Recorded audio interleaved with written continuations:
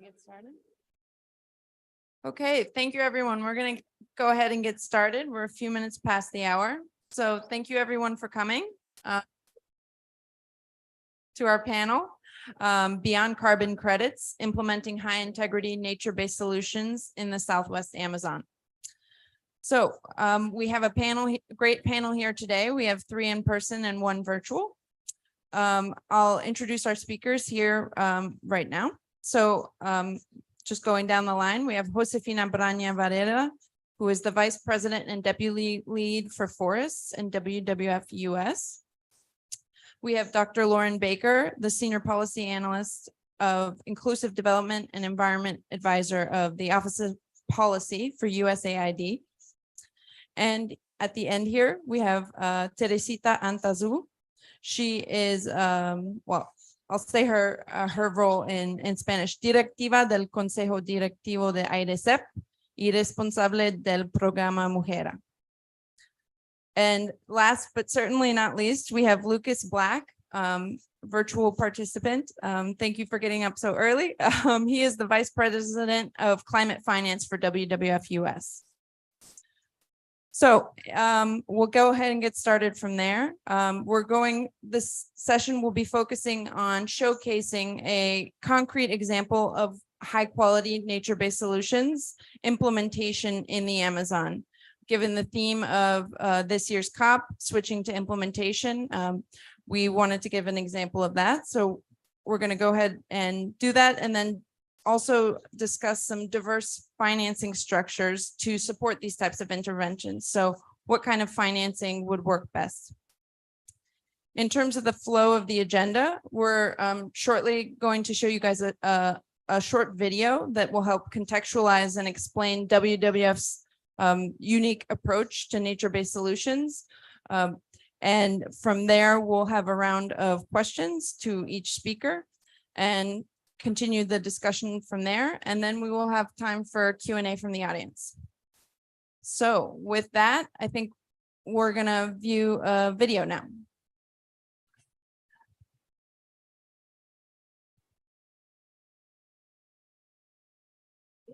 Growing in both the public and private sectors to hold nature loss and address the climate crisis. Increasingly, investment is being directed to climate mitigation interventions, which must deliver real, meaningful, and measurable benefits for people, nature, and the climate, as envisioned in the Paris Agreement. For companies, with this increase in investment comes a critical need to ensure that they are following the climate change mitigation hierarchy. To prevent the most catastrophic impacts of climate change, the world needs to reach net zero greenhouse gas emissions as soon as possible, and no later than 2050, which means reducing emissions to the greatest extent possible and balancing any remaining emissions by removing an equivalent amount from the atmosphere, which is why we've created the Beyond Carbon Credits Blueprint, a blueprint that outlines how interventions can create positive climate and environmental impacts through lasting transformational changes. Changes that promote people, nature, and climate as equal beneficiaries.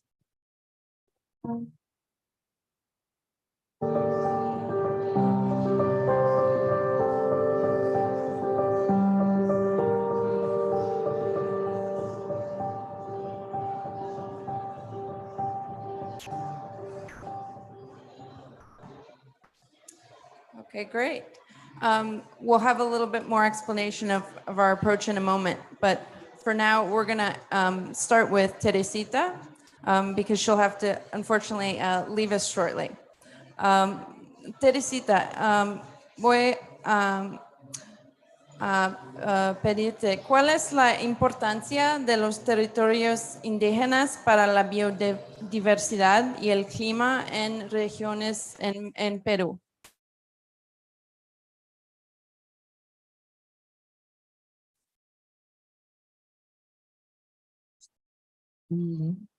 Muy buenas tardes con todos. Gusto de estar al frente de ustedes. Soy Teresita Antazu López del pueblo Yanecha de la selva central del Perú. Con respecto a la pregunta que me acaban de hacer, en realidad es para mí, ¿cómo les puedo decir algo muy importante? Porque para nosotros nuestro territorio es todo. Para nosotros nos han enseñado nuestros padres que nuestra madre es la tierra, nuestro padre es el sol, nuestros hermanos son los árboles, todo lo que hay en la naturaleza es nuestra familia. Es por eso que nosotros tenemos tanto cuidado con ellos. Por eso hasta para cazar pedimos permiso, para sacar sogas de los árboles pedimos permiso, para construir pedimos permiso. Es por eso que nosotros cuidamos mucho la naturaleza. Por ello, desde AIDESEP nosotros venimos trabajando muy fuertemente el tema territorio. Queremos asegurar los territorios para los pueblos indígenas. Queremos asegurar un lugar para nuestros hijos en el futuro, porque estamos viendo muchas invasiones, mucha depredación. Hay muchas invasiones. El gobierno está abriendo los espacios y están entrando en nuestra Amazonía, hasta están afectando tierras tituladas. Entonces nosotros como AIDESEP estamos tratando de asegurar el territorio de las comunidades con sus títulos, con la ampliación, con la georreferenciación. Queremos asegurar un espacio para nuestros hijos en el futuro. Para nosotros la naturaleza es todo. Vuelvo a decir, para nosotros, por ejemplo, el bosque, ahí está nuestro mercado, porque de ahí sacamos cosas para comer. Ahí está nuestra farmacia, porque ahí recogemos plantas medicinales para curarnos, y así nos hemos curado en esta pandemia. Ahí está nuestro mercado, porque ahí encontramos todo lo que nosotros necesitamos. Entonces, está claro que para nosotros el territorio, el bosque, es un todo, es toda nuestra existencia, es nuestra vida. Por ello, cuando nosotros nos vemos afectados por las grandes empresas madereras, porque las empresas madereras deforestan, cuando entra la minería, ahí están contaminando los ríos. Cuando entran las petroleras, están contaminando todo. Ahora hasta por los sembríos únicos de maíz, de cualquier plantas, porque hacen grandes deforestaciones, entonces todo está cambiando. Ahora lo que llamamos el cambio climático. Eso nos está afectando muchísimo a nosotros, porque el tiempo ya no es igual. Antes el verano era verano, el invierno era invierno, pero ahora el verano es invierno, el invierno es verano, el otoño es primavera, todo nomás. Inclusive está afectando de tal manera que no podemos hacer nuestros sembríos como debe ser. Nosotros en marzo, abril, mayo sembramos yuca, plátano para comer en julio, agosto, septiembre. Ahora hemos tenido que hacer cambios, ajustarnos, cambiar la modalidad, inclusive cambiar de semillas para poder tener lo que vamos a comer. Si esto a nosotros nos afecta muchísimo, que somos de la selva, que vivimos allí, yo no me imagino cómo afectará a las personas de las ciudades que no tienen chacra, que solamente tienen casa. ¿Cómo afectará esto a la gente futura que no tienen esa vegetación, esas riquezas que nosotros tenemos? Pero nos ponemos en peligro todos. Yo siempre estoy diciendo, nosotros como cuidamos los bosques, nos va a afectar. Pero a ustedes, los de afuera, los que tienen fábrica, los que tienen grandes empresas, no nos ayudan a cuidar, igual nos va a afectar. Porque al final, el cambio no va a decir este sí, este no. ¿No? Cuando la crisis llega, va a llegar para todos. Y si nosotros no nos unimos para enfrentar estos cambios climáticos, nos espera momentos muy difíciles en adelante. Mil gracias, Teresita. Muy interesante sus comentarios. Y tengo otra pregunta, entonces. ¿Qué tipos de alianzas necesitan los pueblos indígenas de la parte del gobierno, las ONGs y el sector privado para asegurar el territorio y apoyar? Es una pregunta. Es una pregunta muy importante, yo creo, porque para nosotros sí es importante y necesitamos el apoyo, tanto de nuestro gobierno, que no lo recibimos, porque no nos ayudan ni a titular, no nos ayudan ni a construir cosas positivas, pero sí a veces, muchas veces las ONGs, nuestros amigos, que de alguna manera nos apoyan, pero a nosotros nos gustaría más enfocarnos en la titulación de nuestras tierras, que nos titulen, que nos amplíen, ¿no? Que hagan todos los trámites necesarios para que nosotros podamos asegurarnos espacios. Pero también nosotros necesitamos, por ejemplo, que en nuestras comunidades, nosotros que estamos trabajando con mujeres, que nos puedan apoyar con los emprendimientos, ¿no? De mujeres, sea de artesanía, sea de chacras, sea de crianzas, sea de huertas, para que nosotros podamos asegurar la alimentación de nuestros hijos. Porque nosotros en la Amazonía hablamos de las huertas integrales. Antes, cuando mis abuelos vivían, todavía nos decían, hay que cuidar la huerta. En esa huerta había de todo, plátano, yuca, sachapapa, dale, camote, hasta las plantas medicinales. Entonces, lo teníamos todo ahí, no teníamos que ir a la farmacia. Hoy tenemos que correr a la farmacia si necesitamos algo. Por ello, nosotros estamos incentivando que las comunidades vuelvan a mirar hacia atrás un poquito y a reforzarnos con las chacras integrales y con las plantas medicinales, con nuestras huertas, para que de esa manera nosotros hemos enfrentado esta pandemia, porque nosotros el gobierno no nos ha ayudado. Nosotros hemos salido adelante, hemos sabido sobrevivir porque conocíamos nuestras plantas, la quinaquina, el pichir, el amargo. Eso es lo que nosotros nos ha salvado, porque en mi comunidad nos han obligado a tomar esas plantas medicinales, tanto para protección como también para combatir la enfermedad. Entonces, estamos de esa manera ahí puesto. Le estaba comentando a mis compañeros, a mí no me ha dado gripe 3 años. Ahora he venido en el avión he conseguido una gripe. No, se me olvidé traer mi amargo, por eso me ha dado la gripe. Entonces yo creo que así como esa clase de apoyos, yo creo que también a las comunidades le hace falta mucho capacitarse por estos cambios que está habiendo, porque la gente muchas veces no entiende por qué hay estos cambios, porque nosotros en la Amazonía estamos tranquilos, no sabemos qué es lo que va a pasar. Nosotros salimos y escuchamos que hay cambio climático, hay esto, hay lo otro, y la gente se pregunta, ¿qué es eso? ¿No? Entonces tenemos que enseñarles, a explicarles y decirle, mire, estamos pasando momentos difíciles y tenemos que trabajar así, mejorar así. Y nosotros, por ejemplo, estamos en contra de las carreteras.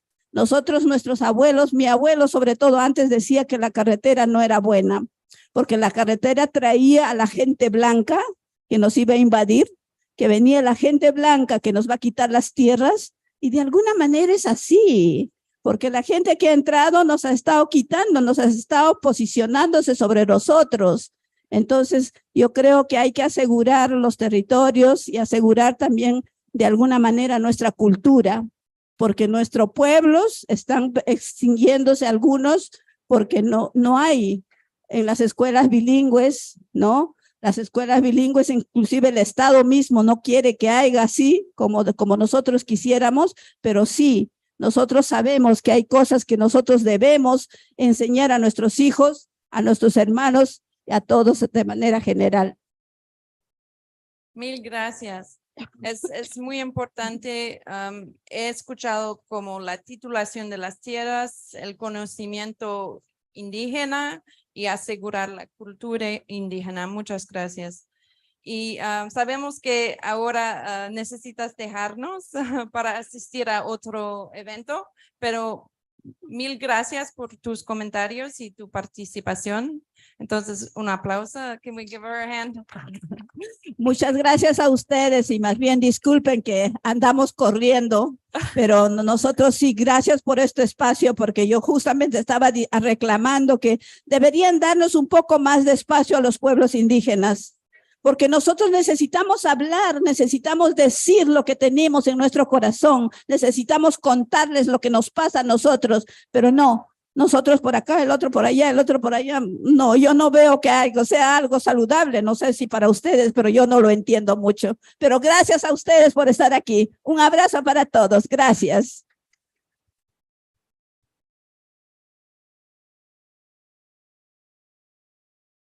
All right.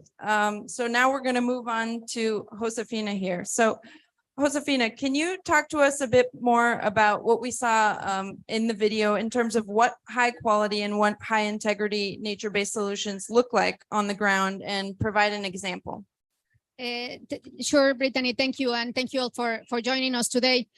In Glasgow, we released our blueprint for high quality interventions, and that's we saw briefly in the video.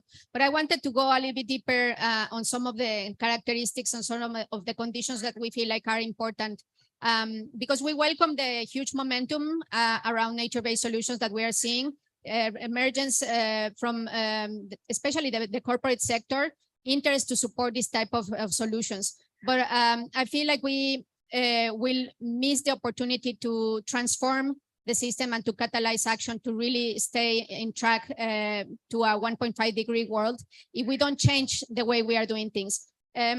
Carbon projects and carbon interventions are not new, right? Like we have done this for the past 2 decades. However, we continue to lose forests by the minute. So how we can do things differently this time around? And that's the reflection that inspired our blueprint.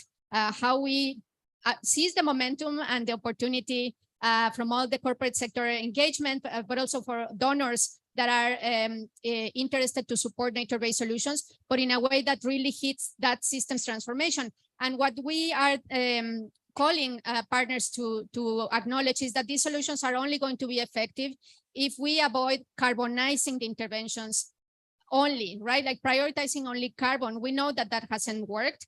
We need to put people, nature, and climate together as part of the strategy and prioritize the three values. And you saw in our video the three-legged stool, because it's we want to accelerate action to stay in track for the 1.5 degree world. But we don't believe that these interventions are going to be sustainable if we don't put the people and nature considerations at the same level as climate. There are trade-offs, of course, and we have to coordinate and talk about these trade-offs and be able to calculate the interventions in a way that we are going to maximize the benefits, not only for carbon, but for people and nature. And actually, I will argue that if we focus on robust interventions for people and nature, the climate aspects will come along. Actually, it's a little bit like carbon impacts will be the co-benefit if we manage to put people, climate, and nature equally at the center. So that's one of the things, and understanding the trade-offs is going to be important. The second one is scale. We also need to move away from these piecemeal approaches, projects that can be beautiful. You can have a very nice, effective project, but if you don't address the drivers of change and nature loss and deforestation, these drivers are going to encroach these projects, and these projects are not going to be sustainable in the medium to long term. So we want to scale up action and start thinking in a landscape approach, on a jurisdictional approach, to understand how you calibrate these interventions to hit to those drivers of nature loss. The third one is prioritize landscapes. And with this, what we are trying to say is, let's move away from the transactional approach and let's talk about partnerships. When you look at the landscape and you think about partnerships, there can be different tools that you can you can use as levers for your landscape. Carbon markets will be one of them, but it's thinking about the landscape, about what the landscape needs, and then use all the tools in the toolbox. But if you think that the carbon market is going to be the entry point and then you don't prioritize that I feel like we are going to miss again that opportunity to get to systems transformation. So flipping things around, instead of focus on the project, focus on the landscape and what is needed and what the different sources of finance that are appropriate for the different things that need to happen. And my colleague Lucas will talk a little bit more about these issues of finance. And finally, the need to have the interventions to be credible and transparent. And just to be truthful and honest, are we really hitting the mark? Are we really producing the transformation we need? And if not, just to be honest, because that's how we can tackle the problems, if we are honest and credible and transparent. So it's important that we acknowledge that. And I want to talk about an example of what we are doing, because we released the blueprint last year, and what we want is to start kind of like proving the concept on the ground. And we are working in a set of landscapes, but I want to talk about Madre de Dios because we're talking about the Amazon today. And Madre de Dios in Peru, in the Southwest Amazon, it's an important place because it's a biodiversity hotspot.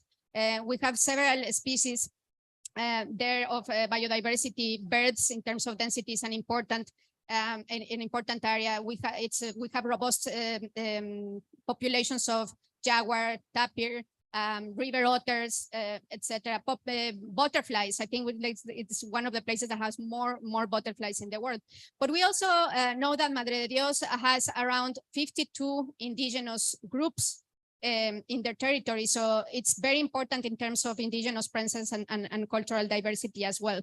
So we are working, and of course carbon, right? So it's the Madre de Dios corresponds more or less to 12% of the carbon reserves of Peru. So that's also going to be important. So it's a triple win if we focus on Madre de Dios to try to advance these three legs of the stool. So what we are doing in Peru is we are collaborating with multiple stakeholders on the ground, of course, including indigenous people partners and local communities like local ranchers, and also with the government of Madre de Dios to try to create a common vision across all the stakeholders. So we own among ourselves a common vision and a common theory of change of what needs to happen in Madre de Dios to achieve its sustainability in the medium to long term. And we look at the landscape, and we're talking about 8.5 million of hectares in Madre de Dios of forest that will need to be tackled at the same time, and to understand what are the drivers, what are the causes of deforestation. Cattle ranching is one in the region in Southwest Amazon that is growing, and it's more concerning. But we also have unsustainable production, for example, of Brazil nut. Madre de Dios is a hotspot for Brazil nut production. It's really where the most important production is in Peru. So how we can make that sustainable? There's also illegal logging. And there is, of course, habitat loss for transformation given to roads and development. So there's many things that we need to do. If we can plan together with a multi-stakeholder partnership, including with the government, which is very important for us because we think that we have to have that connection to governance and to policy. If we come together with indigenous groups, with the cattle ranchers, with the Brazil nut producers, and create a common vision, then we can understand, okay, so what needs to happen to address the different drivers that we are seeing?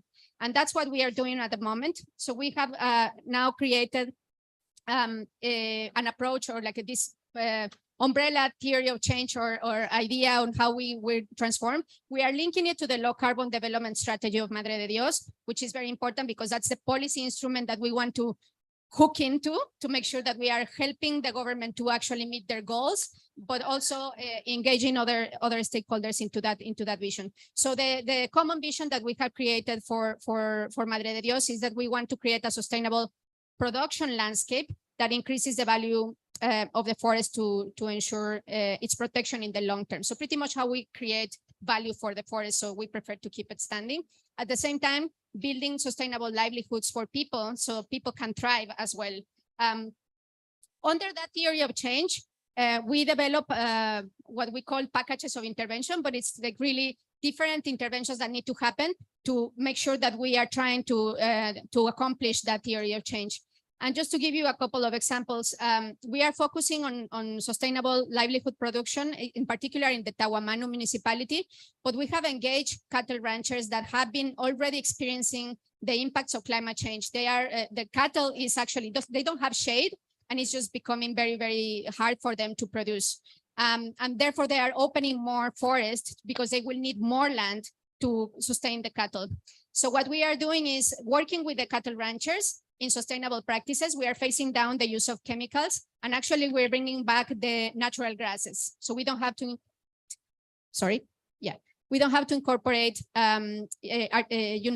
non-native grasses and use more chemicals to sustain that in the weather of Madre de Dios. The incorporation of these best management practices, the reforestation or riparian areas to protect the waterways, etc. It's been already quadrupling the production of cattle for these producers. So they are seeing the economic benefit of transforming. And we are also already seeing the benefits in terms of biodiversity, bringing back the native grass and also water improvements in the rivers because of the change in practices. So that's one. We are also working on a package of interventions around sustainable production of Amazon forest products. So I mentioned, of course, the Brazil nut, but we are also working with copoazu and cocoa. So agroforestry interventions for cocoa and copoazu, sorry. And then another package of intervention is legal and certified wood from the Amazon. Teresita mentioned there is a lot of concessions in the area, so we are working with FSC to make sure that the right approach is there, that the forestry production is really sustainable, that there is a sustainable management that is also inclusive in terms of social benefits, but also environmental impacts. And finally, a couple of other packages of intervention. One is aquaculture, because we have to have we have to have alternative livelihoods for people. So aquaculture is an important one that we are implementing there to reduce the pressure on the Amazon. And the final one is Madre de Dios is such an important habitat for the jaguar. So we are promoting the reforestation and restoration of the degraded areas to promote the connectivity of the jaguar corridor so jaguars can thrive and survive there. And just to wrap up, I will say that we have made some strides linking with the government. Of course, with these multi-stakeholder consultations that we've been carried out, people are engaging more and we have more innovation and understanding what is needed or what people need to accomplish that vision. So consultations have been underway. I also want to highlight that the government of Madre de Dios had committed to reduce their deforestation in 80%, their emissions directly related to deforestation by 80%. And we have already developed guidelines to help guide the cattle ranching production, but also the Brazil nut production, because we know that there is a market driving the production and can be unsustainable. So we have produced some guidelines to make sure that this is done in a productive way. So this is what we have done so far. And I mean, whoever is interested in joining us, we are looking for more partners because we feel like we need to crowd efforts and resources in a landscape if we really want to hit that level of scale and to have the sustainability in the medium to long term of these key landscapes. Thank you. Thank you so much, Josefina. I think it's super helpful and important to really drill down into a case study to see what this looks like in practice and see all the different elements, both, like you were saying, different stakeholders, the importance of the multi-stakeholder process, and then all the different drivers and activities within one landscape that come in to creating more of a landscape level plan that addresses all of that. So thank you so much. I'm now going to turn it over to Lucas to shift us into the funding aspects that I was getting at. So Lucas, if you could tell us how multiple funding sources and types of blended finance have the potential to contribute to that transformational landscape change that we're looking for. Thank you. Thank you, Brittany. Thank you for allowing me to speak. I'm going to make some general remarks building on what Josefina said about kind of the state of finance and this transformation at a general level, and then get into some ideas we have for the blending and really return it back to Southwest Amazon in Madre de Dios. I think first, one of the points from the blueprint we issued last year that I really want to reiterate, coming from a finance background, is this idea about that Josefina mentioned, really about focusing on landscape needs and not tradable credits. I think that you know, one of the things as somebody that works in finance and who loves forests and who loves the Amazon, I mean, we're going through what I kind of think is a renaissance of knowledge about the role forests play across on multiple levels. Obviously, we know them as carbon sinks, but also it's just incredible in terms of what they do at every level in terms of water provisioning, pandemic risk, human health, et cetera. And so it's just amazing to see that the last couple of decades. And then similarly, we have at this COP, and I think Teresita just mentioned it, a real focus on, a renewal of appreciation for indigenous peoples and the roles they play as stewards of the forests. As she said, the forest, el bosque todo, it's everything. But unfortunately, our financial markets and our financial models are still sometimes, I say this with all due respect, are really somewhat stuck in the dark ages in terms of catching up with our knowledge, our scientific and aesthetic appreciation of these forests and the role these plays. I mean, these are in the Southwest Amazon, the moist forests are nature's greatest invention, and yet we really don't have the commensurate level of valuations and models to really protect them. So I think sometimes it's worth noting in terms of not tradable credits to just put it into focus. I mean, these forests are worth trillions of dollars of value. They provide trillions of dollars of value, both in terms of carbon sequestration and carbon stocks. And yet when you consider something like the voluntary carbon markets, I mean, it's important for people just to stop and realize that the entire value of the voluntary carbon markets in 1 year is $2 billion, the entire value. So we have an incredible mismatch between what we know are the value of these assets and these forests and the financial mechanisms, the more mainstream, to use to protect them. So really, landscape needs not tradable credits. So we really need to broaden the scope and really focus, not just, a lot of times people talk about the volume moving from billions to trillions, but it really gets back to actually really talking about nature, people, and climate. It's the value of trying to do something that I think a lot of, I believe passionately, is as important in terms of getting to the volume, because it's reimagining essentially how we think about valuing these places that we want to protect. So I would say there's a couple kind of turning to kind of the how at the landscape level. There's two general ideas we're really trying to support in line with the blueprint and what Josefina said. One is trying to reimagine kind of this a more blended approach to nature, people, and climate at a more of a unit level, either kind of a tons level or a hectare level. Really trying to combine those values at a higher level and then basically apply it at a landscape scale. So kind of taking it, I call kind of the cake metaphor, where we're trying to basically do something, and a lot of people are trying to do this as well. But what I'd like to say is you're really trying to use higher quality ingredients. So what do we mean really by that? On climate, and it's really about, as Josefina said, underpinning that theory of change, moving towards more jurisdictional, kind of nested approaches, using kind of common baselines, really a systems-based approach. So on carbon, it's about that higher level.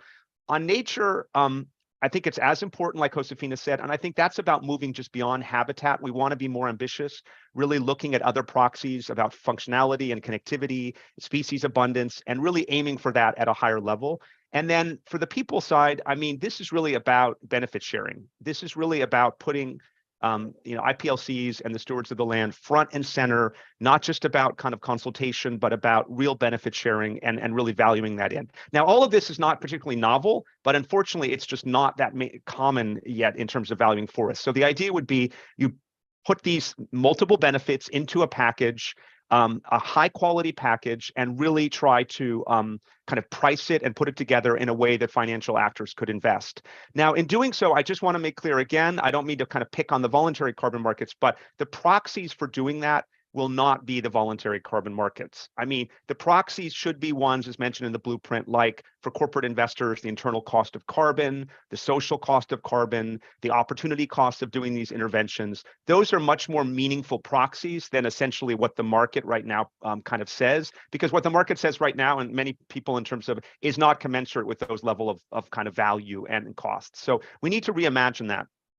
I think the other analogy I'd like to speak about is kind of combining and sequencing different types of finance across nature, people, and climate into a landscape level. This is more the kind of blending at the landscape scale. So knowing that different donors kind of may have different focus areas. I mean, this is where the conservation and climate financing streams have to come together. So this is more of like the puzzle analogy, I like to say. And this is where I think we're really doing it in Madre de Dios right now. Josefina has spoken to that, where I want to give you, some idea how we're pulling things together. We have in Madre de Dios right now a project finance for permanence initiative, which is one of kind of WWF's large scale kind of flagship approaches to protected areas. That's already in Peru. That's already securing long-term funding for effective management of 6 national protected areas in Madre de Dios in that landscape. And if you don't know about the Project for Permanence model, I mean, it's a hugely kind of important model that we're now trying to take more to climate donors and get funding for. We have a corporate partner there that's obviously funding 2 interventions to scale certification of sustainably managed forestry concessions in the buffer zones of those protected areas. So trying to do that, really looking at restoration of biodiversity corridors for things like jaguar. So a corporate player coming in, but again, in that kind of puzzle. And then we have a private foundation we're working with that's also supporting conservation areas with IP territories and is doing work. So those are just a few, and then we're looking for other partners. But the idea is that everyone's coming in, everybody's talking to each other. We're using the same type of, in combination with the government, a common theory of change, common approach to basically high quality benefits for nature, people, and climate, a cross-subsidization model, and an understanding that each basically donor and each has to speak to each other, but is bound by a common vision, and a real focus, as I said, on landscape needs as the overall priority and working together. So, I mean, these are 2 general models that we're bringing to the Southwest Amazon, and we're looking for partners both, to do the kind of blended approach at a unit level, and that's particularly attractive to corporates that have kind of climate and nature commitments, and they want to try to, they're looking for something more kind of a combination play. And then we basically have the combining and sequencing, which we've done for many years, but which is really right now kind of getting more attention as we try to look at combining climate donors with conservation donors in the same landscape and really doing it together in a more high integrity way. So I'll stop there and pass it back to you. Thanks so much. Thank you so much, Lucas. I was hearing with both your interventions about that crowding in process, which I think is really interesting. And that you're saying what we're attempting here is, I thought it was great, not novel, but still not common. So I think that's a really interesting sort of way to think about it, that we sort of know what we need to do, but we just need to start actually doing it, right? Okay, so that's a great setup to now turn it over to Lauren. So sort of from the donor perspective, be interested to know what you look for to ensure that interventions are high quality and high integrity. Okay, great. Thank you so much. And thank you for having me here today. I have spent years in the Peruvian Amazon. It's very close to my heart. I've done a lot of work with indigenous federations there, including the coordination body Puinamut, which some of you may be familiar with, the Pueblos Indígenas Amazónicos and Unidos en Defensa de sus Territorios. So Amazonian indigenous peoples united in defense of their territories. And I think that's the crux of what we're talking about here. These lands are not empty. They're not just pure carbon markets, carbon sinks, but people are living in these areas, and they're the ones who are dealing with the onslaught of different threats to environment and people kind of combined. So whether it's some of the issues that we heard about earlier today, when I did a lot of my work and research, it was focusing on oil exploration and extraction. So in different parts of the Amazon, you get different impacts. But totally agree, like carbon markets, voluntary carbon markets, and so on, and piecemeal project approaches can only get you so far. They can do certain things, but are not a solution in the kind of broadest sense. So do appreciate you creating this panel and this space to talk about this today. I think we've heard a lot during this COP about the important role that indigenous peoples play, in particular when it comes to forested landscapes. So kind of some of the kind of broadest statistics that we've heard are that indigenous peoples effectively manage over 25% of the world's land surface. And these are lands that are critical for sequestering carbon, preserving biodiversity, promoting adaptation, and sound land and water management, and that while we know intuitively that Indigenous peoples are critical leaders in sustainable environmental preservation and natural resource management, there's also the evidence to back this, no?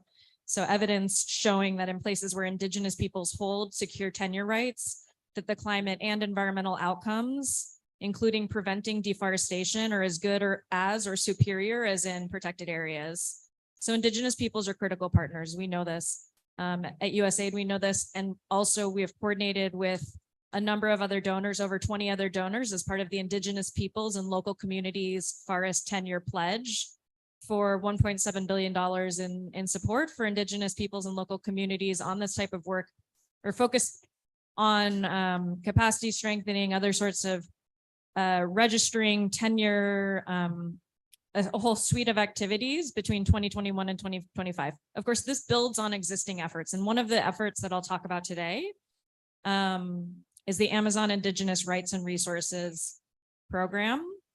It's a great example of a grounded project that is working directly with Indigenous organizations, both at the regional level. So COICA, for those of you who are familiar with COICA at the regional level, the Regional Federation of the Amazon, and then national Indigenous federations in Brazil, Peru, Colombia, Ecuador, Guyana, and Suriname. This is a type of example of a project that is based on a theory of change, right? Like taking a step back, looking at the drivers of deforestation, of threats to these areas, things like large scale infrastructure development, extractive industries, and the ways that those are affecting the landscape and also impacting Indigenous peoples and their communities. So with that kind of threat matrix in mind, there was an advance to say, okay, we need to focus on how to empower Indigenous peoples to better exercise their rights in the face of such large scale impacts. Based on this premise that by improving the participation of Indigenous peoples, including in sustainable economic development, that's what will lead ultimately to the conservation of biodiversity and reduced emissions from forest loss. It has two different objectives. One is focused on Indigenous rights and how to incorporate those into both private and public sector development planning.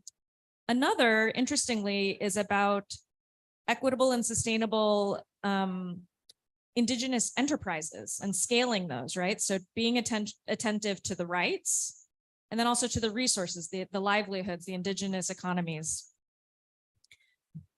This is a really neat project in multiple ways, but also I think because it really takes to heart some of the importance of co-creation and working hand in hand with Indigenous representative organizations.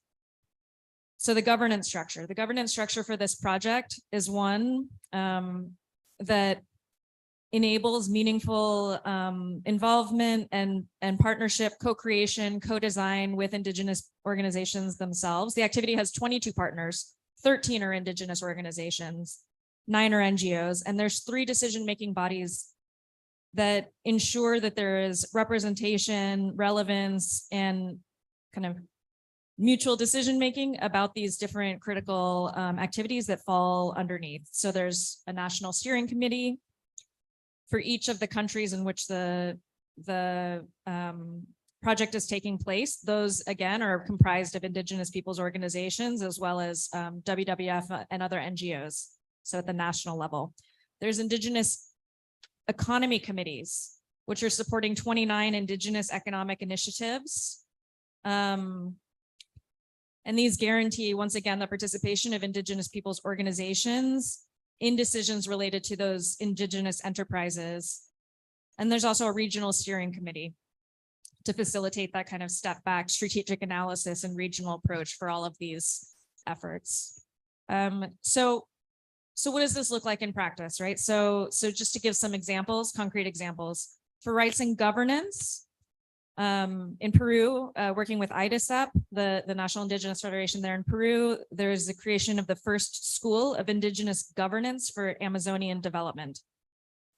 So work specifically on enhancing Indigenous participation in schools for governance and training on rights.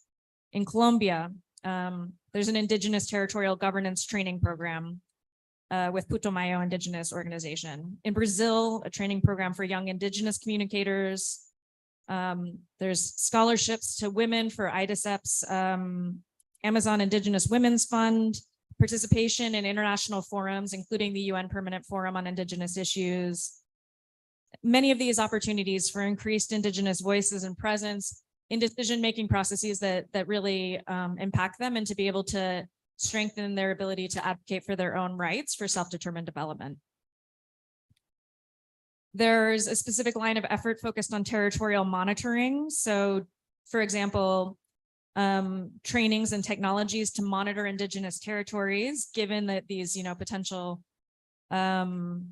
impacts from other external projects, developments. And so, for example, COICA's early warning system has been strengthened. And in Brazil, the Amazon observation and monitoring system and Indigenous climate alert have been updated. And there's also been advances on Indigenous surveillance pilots.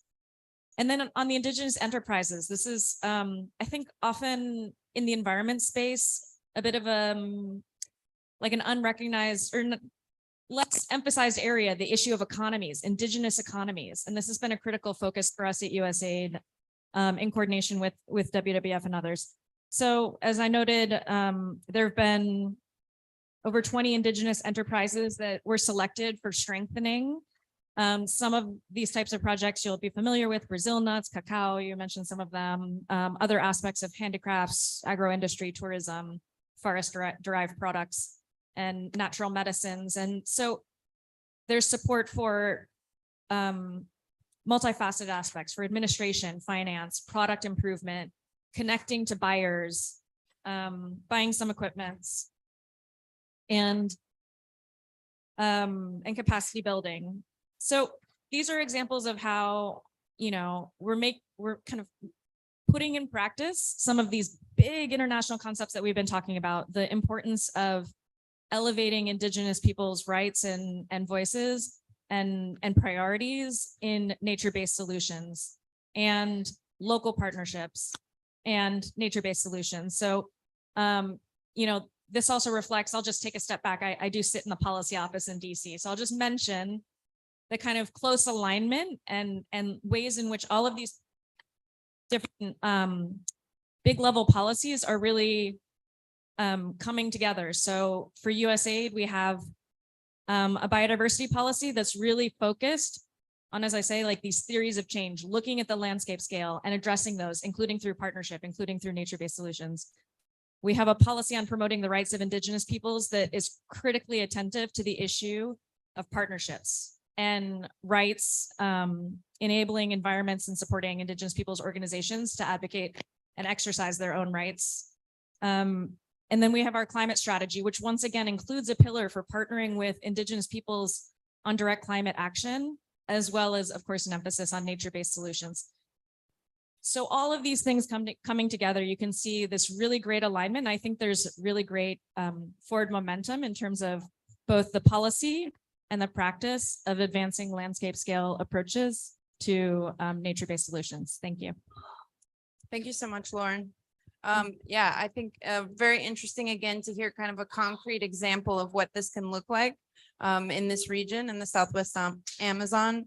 And I really appreciated your description of the co-design, co-creation aspect of it, as well as that emphasis on resources, livelihoods, and local economies, which I agree sometimes gets taken out of the environmental discussion and sort of separated and siloed, and I think definitely needs to come back in. So thank you, all of you, for your comments. Very insightful. I think right now we're going to open it up to questions. So if we have any questions from the audience.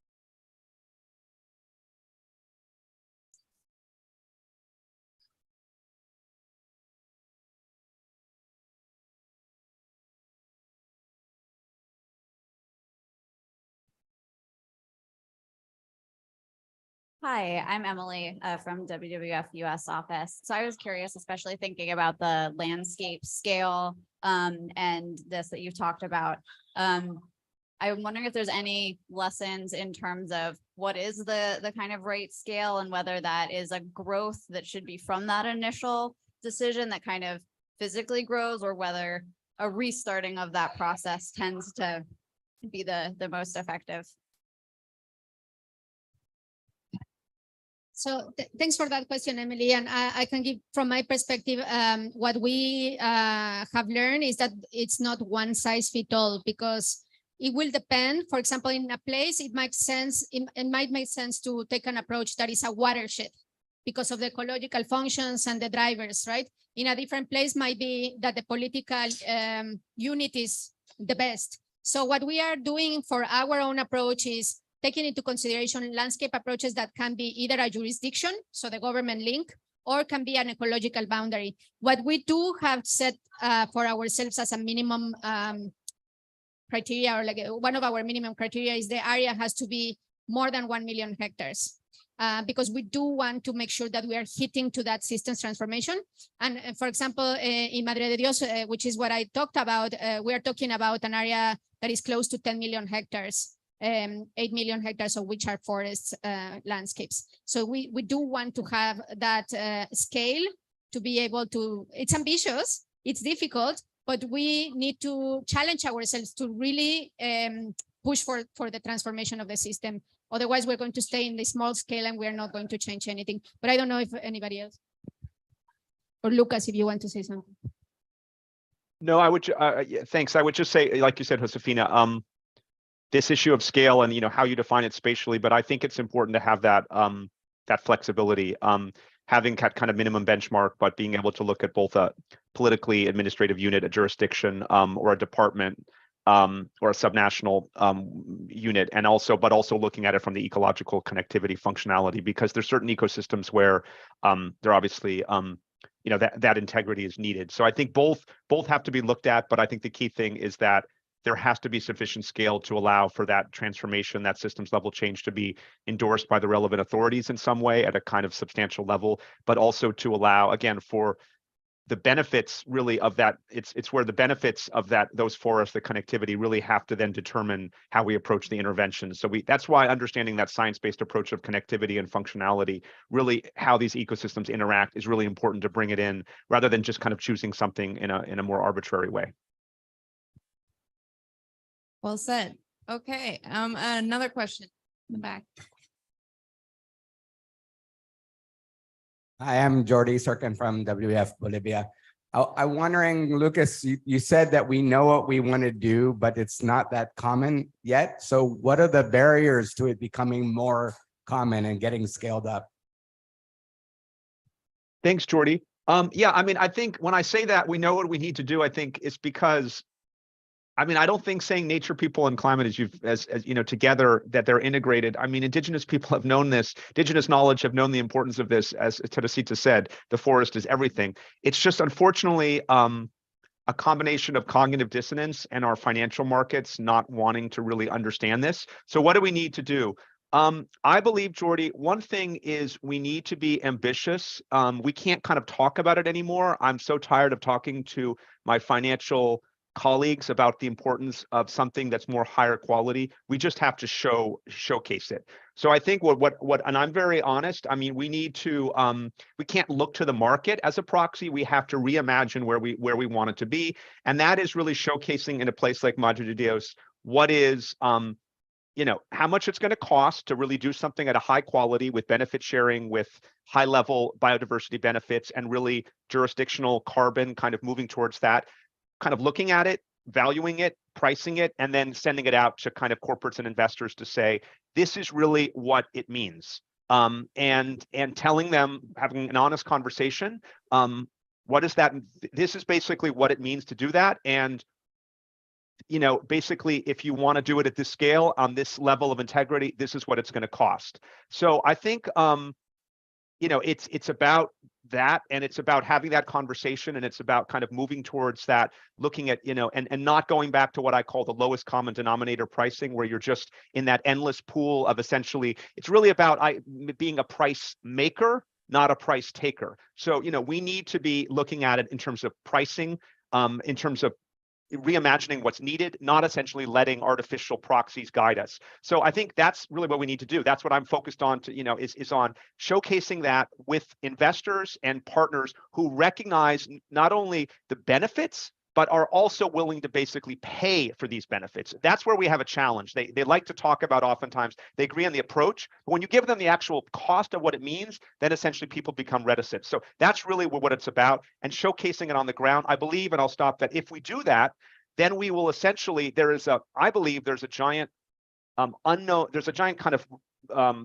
market out there by investors who want a more high quality product. They don't see it. They're just waiting for somebody to step in the vacuum and showcase that. And that if you showcase it in a place like Madre de Dios or elsewhere, and basically they invest, I think the rest of the market essentially will be shamed to kind of come along and somewhat change. So that's kind of the theory of change, but we really need those partners that are willing to go public with us and be, not only in terms of the ideas, but also in terms of essentially, particularly corporates, willing to put the money where the mouth is in terms of paying for a more high quality asset, including benefit sharing. And that's really for local people. That price has to go back to those local people. That's not just about FPIC or essentially about a consultation. It's really about putting those resources back in the stewards of those landscapes so that they are maintained in perpetuity.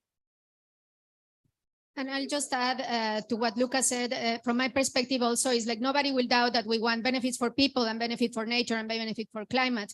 But what we are not doing is integrating this and understanding what it means on the ground. People on the ground, like Teresita said, is not like, oh, I just see nature and I just see climate. No, that's not how things happen in real life on the ground. Like she mentioned something like nature, people, and climate, we are one.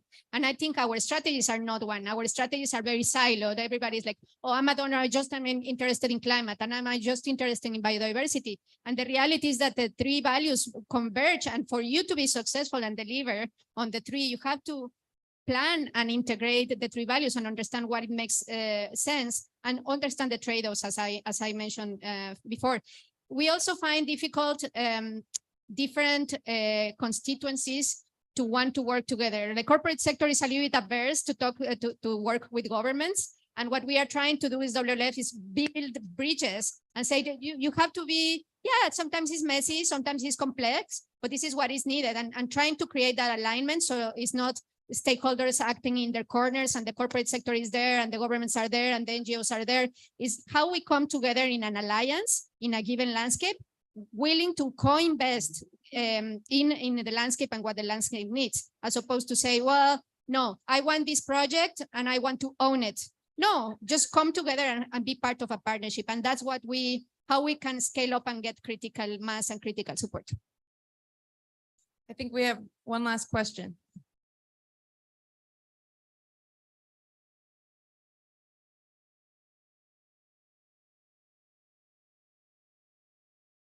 Thank you so much. I found very inspiring your talks. So my question is for Lauren. I really love all the experience you share about the context you are working on. So I'm PhD candidate on governance on landscape restoration. So what we are analyzing is how can we better integrate the top-down and the bottom-up approach of the governance. And you mentioned many governance arrangements like steering committees, capacity building workshops, and so could you go more in deep and how can we better integrate and align these top-down approaches or bottom-up to get at the end a better implementation of the restoration efforts we can make as a whole, not that in the construct, but as in the rest of the projects? Thank you. Thank you. Can you quickly just tackle that, Lauren? Okay, yeah, that's super easy. No, just kidding. Yeah, okay, so I mean, one thing that I did mention, I mentioned some of the governance structures for this Amazon Indigenous Rights and Resources program, and those are important, but really like the governance structure, like that are probably the most important, of course, when it comes to Indigenous peoples are the kind of customary governance structures, or in some cases,